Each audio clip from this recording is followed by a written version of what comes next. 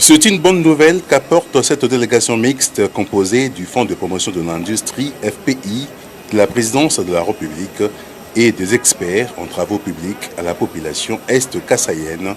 Il s'agit de l'annonce imminente du début des travaux de la première phase du projet Grand Kasaï qui concerne la construction, la modernisation et ou la réhabilitation de quelques infrastructures scolaires et sanitaires, ainsi que la construction d'une banque de sang à Mbuji-Mayi. Reçue par Madame le gouverneur intérimaire du Kasaï oriental, Jeannette Longa Mouswamba, la délégation a confirmé que les fonds sont déjà disponibles pour lancer, dans les jours qui vont suivre, ces travaux d'utilité publique tant attendus par la population de Mbuji-Mayi. Marcelin Bilomba est le conseiller principal en économie et finances du chef de l'État. La déclaration de Madame le gouverneur de province du Kasaï oriental, nous pouvons confirmer à la population congolaise du Kasaï oriental que nous ne sommes pas venus les mains vides.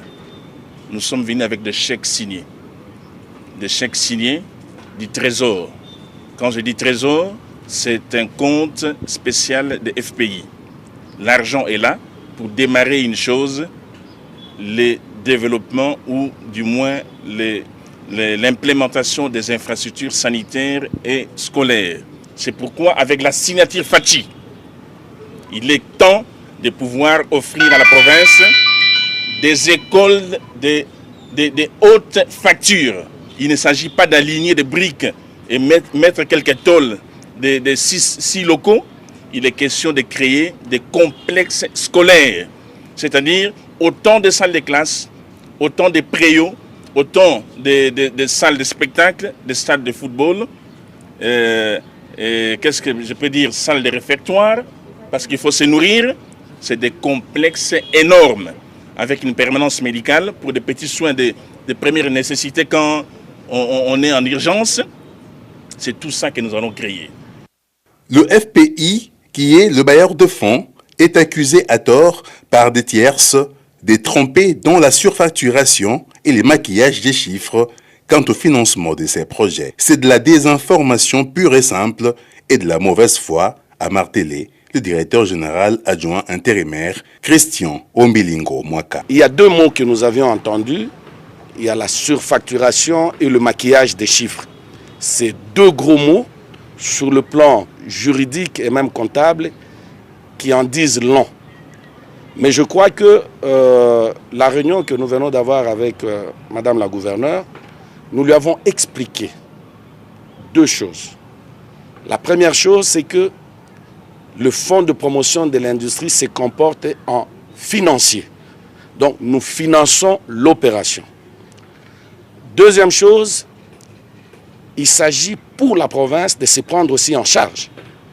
Parce que nous avions sélectionné deux partenaires au niveau de la province, donc là, le gouvernorat et les diocèses, qui, eux, s'occupent de la sélection des entreprises prestateurs, n'est-ce pas?